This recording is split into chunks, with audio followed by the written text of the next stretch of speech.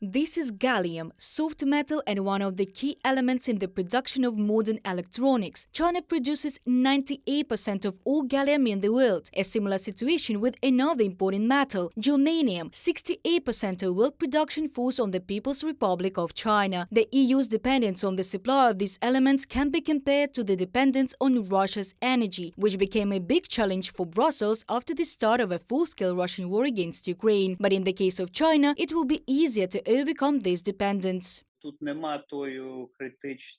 There is no such critical dependence as with the case of the aggressor's country. After all, there are countries such as South Korea, Kazakhstan, Germany, Canada, and the United States, which can easily begin to produce a sufficient amount of gallium and germanium. This is not a problem in technology, and it is not a matter of some technological or patent limits.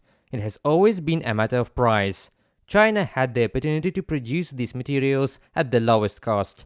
On July the 3rd, Beijing restricted the export of these elements allegedly to protect national security. In fact, this is a continuation of the trade war between China and the West. Earlier, the US restricted the export of microchip machines so that Beijing could not use them to strengthen its army. The sanctions were supported by a number of EU countries and Japan. Therefore, in response, China limited the export of raw materials for chips. In the European Union, this has already caused a strong reaction because gallium and germanium are important elements in the production of 5G stations and solar panels. Decision by China regarding export of gallium and germanium clearly shows that the Communist Party will put on its economic boxing gloves sooner rather than later. Nicola Bia, Vice President of the European Parliament, in an interview with China Watcher Politico. In addition to the economy, China is also upping the ante in diplomacy. Beijing, without explanation, cancelled the visit of the head of EU diplomacy, Josep Borrell, which was supposed to take place on Sunday. Later, the Chinese Foreign Ministry said that they were waiting for the diplomat at any time convenient for both sides. In addition, relations with the Western democracies are aggravated by the gross violation of human rights in the PRC. For example, Beijing officially announced a $127,000 reward for each of Hong Kong's 8 opposition leaders. All of them received political asylum or even citizenship in countries with developed democracies. This international bounty hunt has already drawn strong reactions from the US, Australia and the UK. According to experts, the European Union will not stand aside either.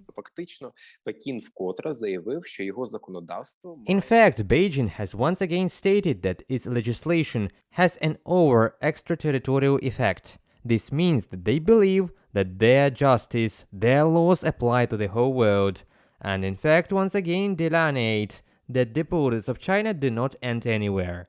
China will be able to continue the list, of course. It will be another blow, and there will also be an even greater deterioration with the EU, but in principle it can already be traced regardless of these circumstances.